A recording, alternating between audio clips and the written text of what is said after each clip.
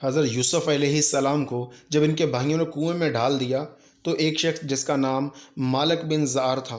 جو مدین کا باشندہ تھا، ایک قافلہ کے ہمراہ اس کنویں کے پاس پہنچا اور اپنا ڈول کنویں میں ڈالا۔ تو حضرت یوسف علیہ السلام نے اس ڈول کو پکڑ لیا اور مالک بن زعر نے آپ کو کنویں میں سے نکال لیا۔ تو آپ کے بھائیوں نے اس سے کہا کہ یہ ہمارا بھاگا ہوا غلام ہے، اگر تم اس کو خرید لو تو ہم بہت ہی سستا تمہارے ہاتھ بیچ دیں گے۔ چنانچہ ان کے بھائیوں نے صرف 20 درہم میں حضرت یوسف علیہ السلام کو بیچ ڈالا، مگر یہ شرط لگا دی کہ تم اس کو یہاں سے اتنی دور لے جاؤ کہ اس کی خبر بھی ہمارے سننے میں نہ آئے۔ مالک بن زعر نے ان کو خرید کر مصر کے بازار کا رخ کیا اور بازار میں ان کو فروخت کرنے کا اعلان کیا۔ ان دنوں مصر کا بادشاہ ریان بن ولید مملوکی تھا اور اس نے اپنے وزیر اعظم قطفیر مصری کو مصر کی حکومت اور خزانے سونپ دیے تھے، اور مصر میں لوگ اس کو عزیز مصر کے خطاب سے پکارتے تھے۔ جب عزیز مصر کو معلوم ہوا کہ بازار مصر میں ایک بہت ہی خوبصورت غلام فروخت ہونے کے لیے آیا ہے اور لوگ اس کی خریداری کے لیے بڑی بڑی رقمیں لے کر بازار میں جمع ہو گئے ہیں، تو عزیز مصر نے حضرت یوسف علیہ السلام کے وزن برابر سونا اور اتنی ہی چاندی اور اتنا ہی مشک اور اتنی ہی حریر قیمت دے کر خرید لیا، اور گھر جا کر اپنی بیوی زلیخا سے کہا کہ اگر اس غلام کو نہایت ہی اعزاز و اکرام کے ساتھ رکھو۔ اس وقت آپ کی عمر شریف 13 یا 17 برس کی تھی۔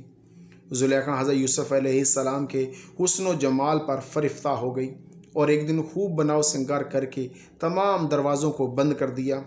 اور حضرت یوسف علیہ السلام کو تنہائی میں لبھانے لگی۔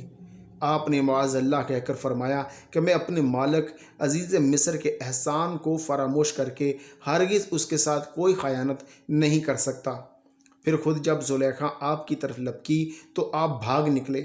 اور زلیخا نے دوڑ کر پیچھے سے آپ کا پیراہن پکڑ لیا جو پھٹ گیا، جو آپ کے پیچھے زلیخا دوڑتی ہوئی صدر دروازے پر پہنچ گئی۔ اتفاق سے ٹھیک اسی حالت میں عزیز مصر مکان میں داخل ہوا اور دونوں کو دوڑتے ہوئے دیکھ لیا، تو زلیخا نے عزیز مصر سے کہا کہ اس غلام کی سزا یہ ہے کہ اس کو جیل خانہ میں بھجوا دیا جائے یا کوئی سخت سزا دی جائے، کیونکہ اس نے تمہارے گھر والی کے ساتھ برائی کا ارادہ کیا تھا۔ حضرت یوسف علیہ السلام نے فرمایا کہ اے عزیز مصر، یہ بالکل ہی غلط بیانی کر رہی ہے۔ اس نے مجھے خود لبھایا اور میں اس سے بچنے کے لیے بھاگا تو اس نے میرا پیچھا کیا۔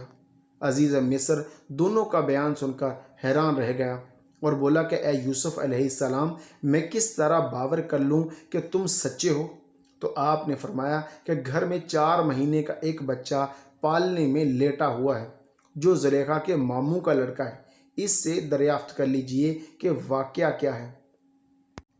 عزیز مصر نے کہا کہ بھلا 4 ماہ کا بچہ کیا جانے اور وہ کیسے بولے گا؟ تو آپ نے فرمایا کہ اللہ تعالیٰ اس کو ضرور میری بے گناہی کی شہادت دینے کی قدرت عطا فرمائے گا، کیونکہ میں بے قصور ہوں۔ چنانچہ عزیز مصر نے جب بچے سے پوچھا تو اس بچے نے بآواز بلند فصیح زبان میں کہا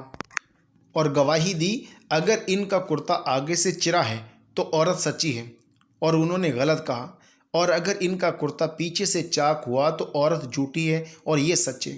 بچے کی یہ زبان سے عزیز مصر نے یہ شہادت سن کر جو دیکھا تو ان کا کرتا پیچھے سے پھٹا ہوا تھا۔ تو اس وقت عزیز مصر نے حضرت یوسف علیہ السلام کی بے گناہی کا اعلان کر دیا اور کہا، بے شک تم عورتوں کا یہ فریب ہے اور تمہارا فریب بہت بڑا ہے۔ یوسف تم اس کا برا نہ مانو، اور اے عورت تم اپنے گناہ کی معافی مانگو، بے شک تم نے خطا کی ہے۔